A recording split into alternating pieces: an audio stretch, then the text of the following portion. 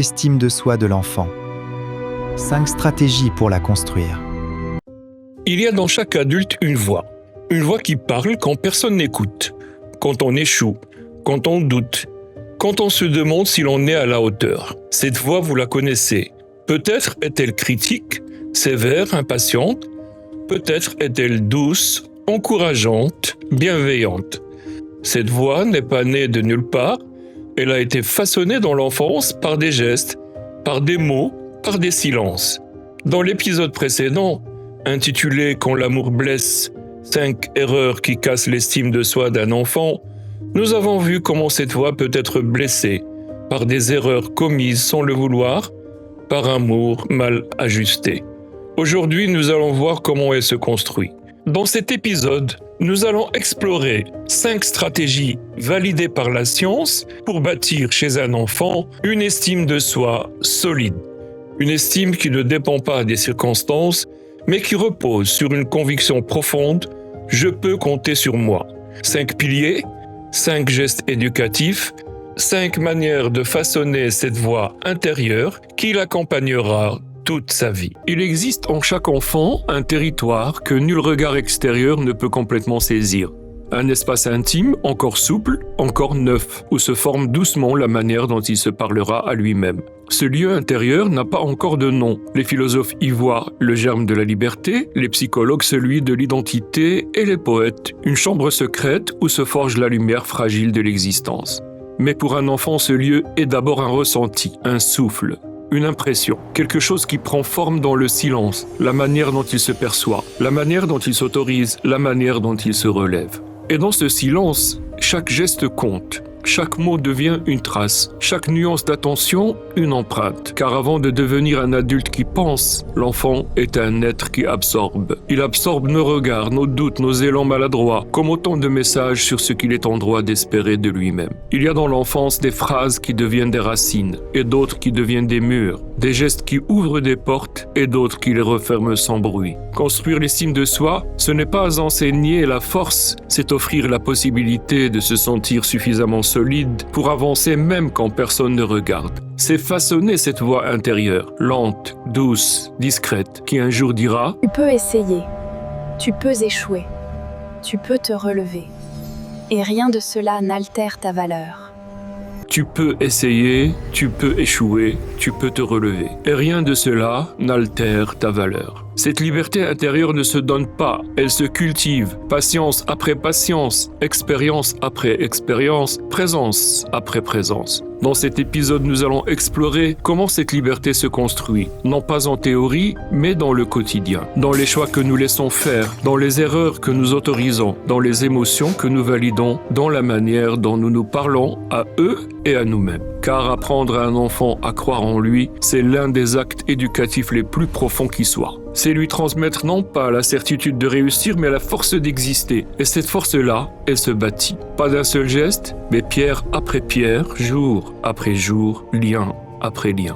Il y a dans chaque enfant une force silencieuse, une lumière qui ne demande qu'à grandir. Mais cette lumière ne se nourrit pas seulement d'amour ou de bonnes intentions. Elle a besoin d'un cadre, de repères, d'expériences qui lui apprennent à se faire confiance. Parce qu'un jour, cet enfant devra avancer seul. Et ce jour-là, ce ne sont pas nos conseils qu'il emportera avec lui, mais la voix intérieure que nous aurons contribué à façonner. Une voix qui dit « Tu peux essayer, tu peux échouer, tu peux te relever ». Une voix qui ne juge pas, mais qui guide. C'est de cette voix intérieure que dépend la liberté véritable, celle de croire en soi, même quand plus personne ne regarde. Ainsi, nous allons voir ensemble comment se construit cette liberté, comment à travers nos gestes, nos mots, nos silences, nous aidons un enfant à bâtir ce socle invisible qui le portera toute sa vie. You are supported. Grow strong. We are with you always. L'amour à lui seul ne suffit pas. Il rend l'estime de soi possible, il en est la terre nourricière, mais il doit être guidé, structuré, incarné dans des gestes et des mots précis. Parce qu'aimer un enfant, ce n'est pas seulement le protéger, c'est lui donner les moyens de se construire sans nous, de devenir quelqu'un qui pourra marcher seul un jour. Dans les épisodes précédents, nous avons exploré comment l'estime de soi se forme, comment elle peut se fragiliser, quelles erreurs souvent involontaires, souvent faites par amour, en minent les fondations. Mais comprendre les causes ne suffit pas. Maintenant, il faut apprendre à bâtir, à poser pierre après pierre, jour après jour, les conditions d'une estime saine, une estime souple, enracinée, vivante. Carl Rogers, Carol Dweck et tant d'autres psychologues du développement s'accordent sur une idée essentielle. La confiance en soi n'est pas un état qu'on atteint une fois pour toutes. C'est un processus, un mouvement qui naît de l'interaction entre trois forces. La sécurité affective, l'autonomie progressive et la reconnaissance du progrès. Quand ces trois forces coexistent, quelque chose de magique se produit. L'enfant ne se demande plus « est-ce que j'ai de la valeur ?» Il l'éprouve dans son corps, dans ses expériences, dans la manière dont il habite le monde. Ce que nous appelons éducation, au fond, pourrait se définir ainsi. Créer un environnement où l'enfant apprend à s'aimer sans arrogance, à se corriger sans honte, à se relever sans peur. Un espace où il peut être pleinement humain, c'est-à-dire imparfait et pourtant digne. Pour y parvenir, il faut passer d'une posture réactive à une posture proactive. Ne plus attendre les crises pour rassurer, ni les erreurs pour enseigner, mais créer en amont un climat où l'enfant comprend qu'il a le droit d'essayer, de douter, de ressentir, de choisir. Un climat où la confiance n'est plus une récompense, mais une atmosphère. Ce n'est pas une méthode miracle, c'est une discipline du lien, une manière de semer la liberté sans perdre la cohérence, d'encourager sans flatter, de guider sans dominer. Dans cet épisode, nous verrons 5 stratégies simples mais puissantes, 5 gestes éducatifs qui nourrissent le sentiment de compétence, de légitimité et de valeur. 5 façons concrètes de dire à un enfant, sans jamais avoir besoin de le répéter, « tu peux compter sur toi ».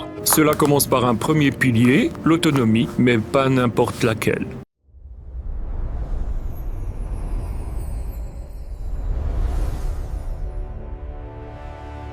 L'autonomie, ce n'est pas laisser un enfant se débrouiller tout seul dans la nature. Ce n'est pas une liberté absolue, pas un lâcher-prise total. Ce n'est pas une méthode miracle, c'est une discipline du lien. Une manière de semer la liberté sans perdre la cohérence, d'encourager sans flatter, de guider sans dominer.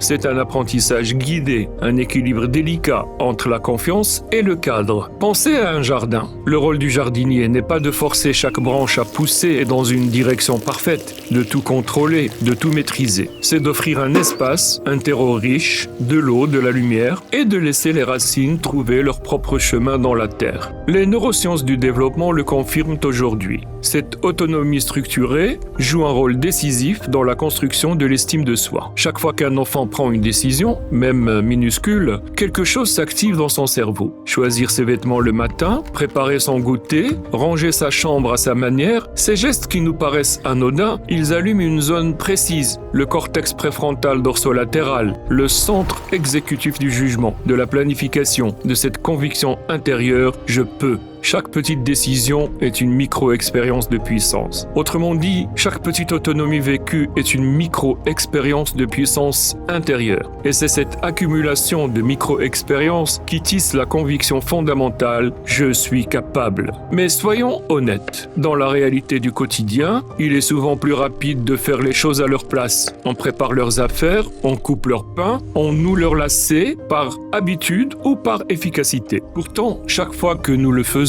nous leur retirons une chance de se prouver à eux-mêmes qu'ils peuvent. C'est un geste d'amour, certes, mais un amour qui prive. L'autonomie ne se donne pas, elle s'accorde, et elle s'accorde en confiance. Mettre en pratique cette autonomie structurée, c'est d'abord observer, repérer les domaines où votre enfant manifeste déjà un désir d'indépendance, dans ses choix, dans la manière de s'habiller, d'organiser son espace ou de participer à la vie familiale. Puis transformer ces élans naturels en espace d'apprentissage. Proposer des choix limités mais réels. Plutôt que « que veux-tu manger ce soir ?» préférez « tu veux du riz ou des pâtes avec ton poulet ?» Cette simple nuance lui permet de sentir qu'il décide, sans être dépassé. Même les tâches les plus simples peuvent devenir des rituels de confiance. Mettre la table, arroser les plantes, nourrir l'animal de la maison, ce ne sont pas de petites corvées, ce sont des messages silencieux qui disent « tu fais partie de ce monde, tu y as une place et une utilité ». J'ai vu cela avec mes propres enfants. Chacun a développé une forme d'autonomie différente, selon son tempérament. L'un de mes enfants voulait gérer ses devoirs seul très tôt. « Laisse-moi papa, je sais faire ». Un autre avait besoin d'être accompagné beaucoup plus longtemps, de ma présence à côté de lui,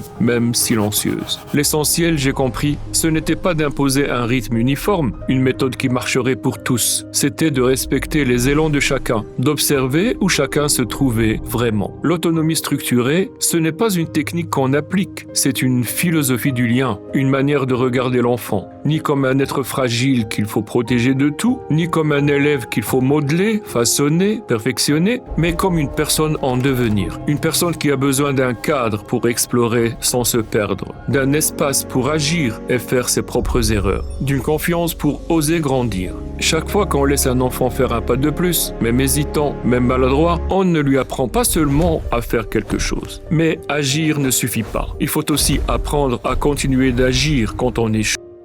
Vous pouvez donner toute l'autonomie du monde à un enfant.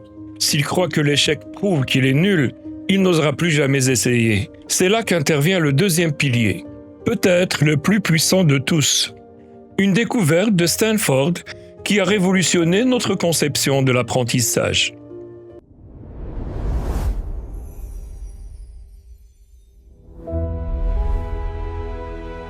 Une fois que l'enfant apprend à agir par lui-même, une autre question surgit, peut-être la plus importante. Comment l'aider à continuer d'avancer quand il échoue? Parce qu'il va échouer, c'est inévitable, c'est même nécessaire. C'est là qu'intervient ce que Carol Dweck, psychologue à Stanford, appelle la mentalité de croissance. Une manière de penser radicalement différente, une manière où l'on ne se définit pas par ses réussites, mais par sa capacité à évoluer. La mentalité de croissance, c'est cette conviction intime, profonde. Les compétences ne sont pas figées. On ne naît pas doué. On le devient par l'effort, par la curiosité, par la persévérance. Et ce n'est pas juste une belle idée. Dans ses recherches à Stanford, Dweck a montré quelque chose de fascinant. Cette croyance modifie littéralement la manière dont le cerveau réagit aux erreurs. Chez les enfants qui ont adopté cette posture, une zone cérébrale, le cortex cingulaire antérieur, reste active plus longtemps quand ils se trompent. Qu'est-ce que cela signifie concrètement? Que leur cerveau ne traite plus l'erreur comme un verdict, comme une preuve de leur nullité. Il la traite comme une information, quelque chose à comprendre, à analyser, à utiliser. Autrement dit, l'enfant apprend à dire non pas je suis nul, mais je ne sais pas encore. Et ce simple mot « encore » change tout. Il transforme l'impuissance en curiosité, l'échec en étape. Comment cultiver cette mentalité? D'abord en valorisant l'effort plutôt que le résultat. Lorsque votre enfant réussit quelque chose, ne dites pas « tu es intelligent », mais « tu as beaucoup travaillé et ça a payé ». Vous déplacez ainsi l'attention du talent inné vers le processus. L'enfant comprend que sa réussite dépend de ce qu'il fait, pas de ce qu'il est. Ensuite, en normalisant l'erreur. L'erreur n'est pas l'opposé de la réussite, elle en fait partie. Racontez vos propres échecs, partagez vos doutes, montrez que vous aussi, vous apprenez en tâtonnant. Cette vulnérabilité est un cadeau, elle dit à l'enfant qu'il n'a pas besoin d'être parfait pour être aimé. Enfin, en posant des questions ouvertes après un échec. Qu'est-ce qui n'a pas fonctionné? Que pourrais-tu faire différemment la prochaine fois? Ces questions activent les zones du cerveau liées à la résolution de problèmes. Elles transforment l'échec en réflexion plutôt qu'en verdict. Dans mon enseignement, j'ai souvent vu des étudiants paralysés par la peur de l'erreur. Ils préféraient ne pas essayer plutôt que de risquer l'échec. Mais ceux qui avaient appris que l'erreur était formatrice abordaient les difficultés avec un regard différent. Ils ne se demandaient pas « suis-je assez bon ?», mais « comment puis-je m'améliorer ?» Cette différence de posture fait toute la différence. Et il y a un obstacle invisible à la confiance, la manière dont nous traitons les émotions. Donc résumons. Premier pilier, l'autonomie structurée, lui donner des espaces pour décider.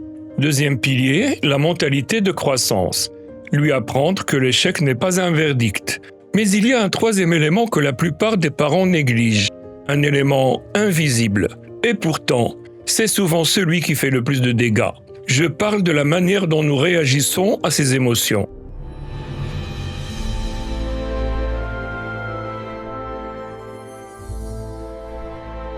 Valider les émotions d'un enfant, ce n'est pas approuver tous ses comportements. C'est reconnaître que ce qu'il ressent est réel, légitime et digne d'être entendu. C'est dire « je vois ta colère, je comprends ta tristesse, tu as le droit de ressentir cela ». Cette simple reconnaissance a un effet puissant. Elle active les circuits neuronaux de la régulation émotionnelle dans le cortex préfrontal. L'enfant apprend que ses émotions ne sont pas dangereuses, qu'elles peuvent être nommées, comprises, traversées. À l'inverse, quand on nie les émotions, ne pleure pas, ce n'est rien, arrête de faire des histoires, on envoie un message clair. Ce que tu ressens n'a pas de valeur. Et l'enfant apprend alors à réprimer, à dissimuler, à se méfier de son propre monde intérieur. La validation émotionnelle suit 3 étapes simples. D'abord, nommer l'émotion. Tu es en colère parce que ton frère a pris ton jouet. Ensuite, valider son droit à ressentir. C'est normal d'être en colère quand quelque chose nous est pris. Et enfin, accompagner vers une solution. Maintenant, comment peux-tu lui dire ce que tu ressens sans crier? Ce processus apprend à l'enfant 3 choses essentielles. Ses émotions sont normales, elles peuvent être exprimées et il peut en faire quelque chose de constructif. J'ai appris cela tardivement dans ma propre paternité. Au début, face aux crises de mes enfants, je cherchais à les calmer rapidement, à minimiser, à rassurer trop vite. Mais j'ai compris que ce dont ils avaient besoin, ce n'était pas que je règle le problème, mais que je reconnaisse leur ressenti. Une fois cette reconnaissance posée, la crise s'apaisait d'elle-même, parce que l'enfant se sentait entendu. La validation émotionnelle construit une estime de soi profonde. Elle dit à l'enfant « Tu as le droit d'exister avec tout ce que tu ressens. Tu n'as pas besoin de te censurer pour être aimé. » Mais rien n'est plus fort que ce que nous incarnons nous-mêmes. Maintenant, je voudrais vous poser une question honnête. Comment vous parlez-vous à vous-même quand vous échouez? Parce que voici ce que la recherche montre. Et c'est peut-être difficile à entendre. Votre enfant n'apprend pas ce que vous lui dites, il apprend ce que vous vous dites à vous-même. C'est le 4e pilier et il commence par vous.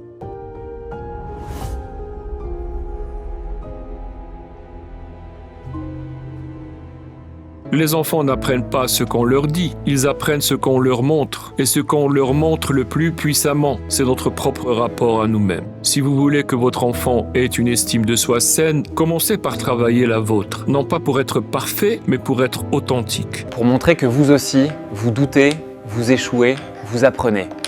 Et que malgré cela, vous continuez de vous respecter. Un parent qui se critique constamment devant son enfant, « Je suis nul, je n'y arriverai jamais, je suis trop bête », transmet un modèle d'auto-dévalorisation. L'enfant apprend que c'est ainsi qu'on se parle à soi-même et il reproduira ce schéma. À l'inverse, un parent qui se parle avec bienveillance, « J'ai fait une erreur, mais ce n'est pas grave, je vais corriger », transmet un modèle d'autocompassion. L'enfant apprend qu'on peut se tromper sans se détruire. Être un modèle authentique, c'est aussi montrer ses limites. Dire « je ne sais pas » ou « je suis fatigué, j'ai besoin d'un moment pour moi ». Ces aveux d'humanité sont des leçons précieuses. Ils disent à l'enfant qu'il n'a pas besoin d'être surhumain pour être digne.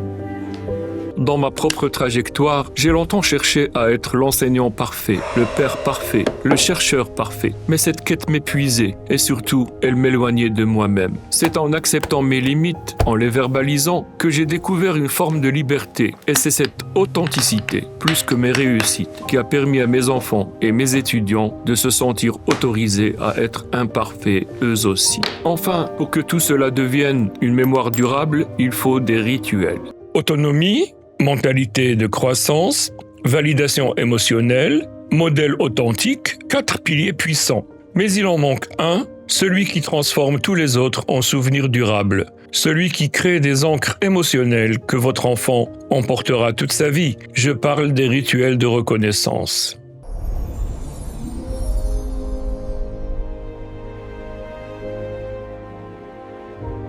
Les rituels de reconnaissance sont des moments réguliers où l'on célèbre non pas les performances, mais l'existence même de l'enfant. C'est reconnaître sa présence, sa contribution, sa valeur intrinsèque. Cela peut être aussi simple qu'un moment quotidien de partage. Qu'est-ce qui t'a rendu heureux aujourd'hui? De quoi es-tu fier aujourd'hui? Ces questions invitent l'enfant à porter son attention sur ce qu'il vit, ressent, accomplit, pas pour être jugé, mais pour être vu. Les rituels créent une prévisibilité rassurante.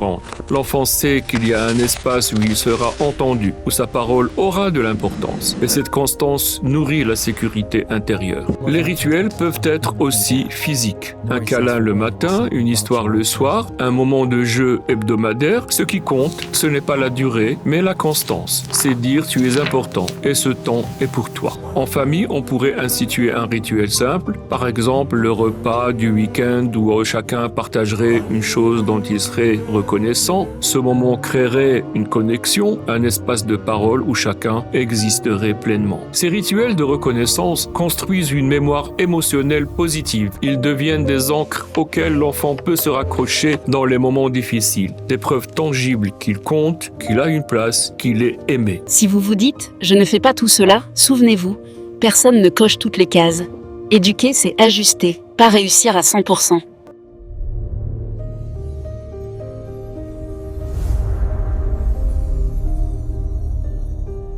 Nous avons vu dans cet épisode 5 stratégies pour bâtir proactivement l'estime de soi. L'autonomie structurée, la mentalité de croissance, la validation émotionnelle, le modèle parental authentique et enfin les rituels de reconnaissance. Ces stratégies ne sont pas des recettes magiques. Elles demandent de la constance, de la patience, de la présence.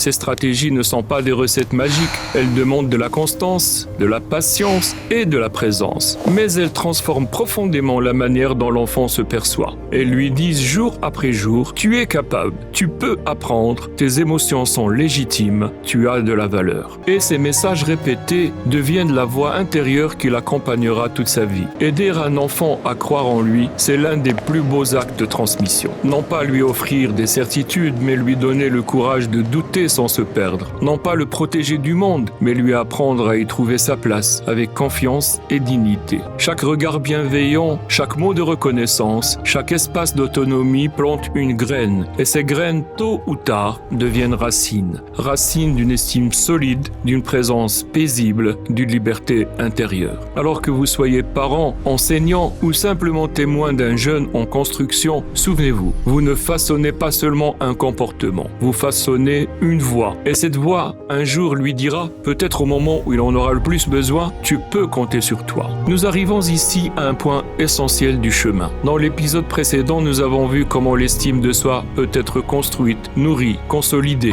non pas par des recettes miracles, mais par des relations justes, des limites claires, une autonomie soutenue et une validation émotionnelle authentique. Nous avons exploré tout ce qui, dans l'enfance comme dans l'éducation, peut aider un être humain à se sentir digne, capable et en sécurité intérieure. Mais une question demeure. Que devient cette estime de soi une fois que l'enfant entre dans le monde réel? Un monde où tout pousse à la comparaison, à la performance, à la perfection. Parce que grandir, ce n'est pas seulement apprendre à se construire, c'est aussi apprendre à résister. Résister à l'idéal qu'on nous impose. Résister à l'image parfaite qu'on nous demande d'incarner. Résister au sentiment que, quoi qu'on fasse, ce n'est jamais assez. C'est là que se joue un autre défi, plus silencieux, plus adulte, plus contemporain, le paradoxe de l'excellence. Comment garder une estime de soi saine dans un monde qui valorise l'excès? Comment préserver notre dignité personnelle quand tout autour de nous semble nous pousser à prouver, à performer, à dépasser, à optimiser, à tenir? Je vous dis à très bientôt et au plaisir de vous revoir sur Nexus des Savoirs. Récapitulons les 5 piliers. 1. L'autonomie structurée. 2. La mentalité de croissance. 3. La validation émotionnelle. 4. Être un modèle authentique. 5. Les rituels de reconnaissance. Maintenant, j'aimerais savoir lequel de ces 5 piliers allez-vous mettre en pratique cette semaine? Dites-le moi en commentaire, je lis chacun d'entre eux.